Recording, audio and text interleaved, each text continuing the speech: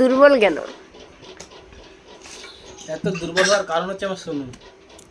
কেন, কারণ কি ও খুব করছে? ছোট তো। হ্যাঁ, এই ছোটবেলায় ওর সাথে যেদিন খেলি, হ্যাঁ। ওর সাথে যেদিন খেলে আমি যেদিন আমার ছোটবেলাটাকে এনজয় করতে পারি, এটা তাহলে কি করলাম জীবনে।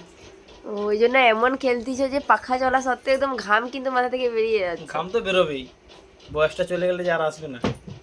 ছোটবেলায় এই আনন্দটা যার যার কপালে আছে তারা খুবই আনন্দ করেছে, আজ তার দেখে আমিও খুব আনন্দ করছি এখন।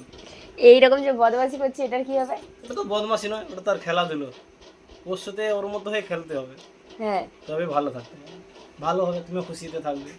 তাহলে কি আমাকে ওটা করতে হবে নাকি? আমাকে বলতে তোমাকেও না, হ্যাঁ, যত ছোট বাচ্চা মেয়ে ছেলে মেয়ে আছে সবাইকে, সবার উদ্দেশ্যে একই কথা। হ্যাঁ, সবাই এই টাইমটায় বাচ্চাদের সাথে প্রচুর পরিমাণে খেলুক।